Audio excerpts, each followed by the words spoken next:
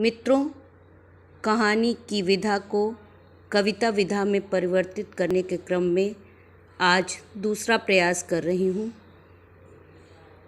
कहानी है राजधर्म, जो कि जातक कथा से ली गई है।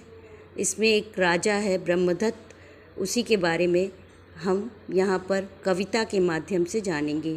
राजा ब्रह्मदत्त था धार्मिक व विवेकशील, करते थे सभी उसकी प्रशंसा। राजा सोचा, ऐसा कोई व्यक्ति जाए मिल जो न करे मेरी अनुशंसा। मैं भी अपनी कमियों को जान सकूं, अपने को और भी पहचान सकूं। पर कोई भी न मिला ऐसा, जहाँ भी घूमा उसे अपनी मिली प्रशंसा।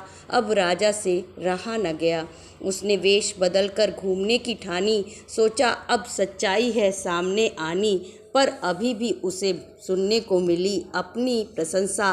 राजा गया दूर निकल, पार किया दुर्गम पर्वत व घना जंगल, पहुंच गया हिमालय प्रदेश में। पाया आश्रय बोधिसत्व के आश्रम में, बोधिसत्व को किया प्रणाम, आश्रम में किया विश्राम। बोधिसत्व ने दिए गोदे नाम के फल, जो कि राजा को लगे शक्कर के समान निर्मल। राजा ने पूछा, इतने मीठे कैसे हैं ये फल? राजा ने पूछा, इतने मीठे कैसे हैं ये फल? बोधिसत्व ने बताया, निश्चय ही यहाँ का राजा है निश्चल, निश्चय ही करता होगा धर्मानुसार और न्यायपूर्वक राज, इसलिए ये गोदे फल मीठे लगे आज।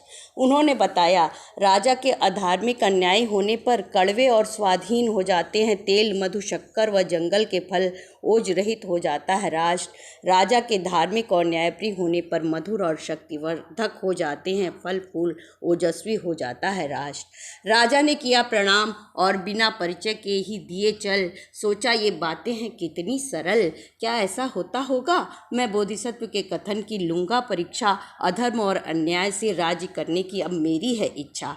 राजा ने वैसा ही किया, जनता को खूब सताया। फिर एक दिन राजा गया निकल, पहुँचा आश्रम। बोधिसत्व ने दिए फल, गोदे लगे कड़वे और सड़े सड़े, थूक दिए राजा ने खड़े खड़े। बोधिसत्व ने बताया, राजा का अधार्मिक व अन्यायी होगा राज, फलों के कड़वे स्वाद होने से यही लगता है अंदाज। राजा के और जिज्ञासा करने पे बताया, मनुष्यों में श्रेष्ठ होता है राजा, अनुसरण करती है उसी का शेष प्रजा।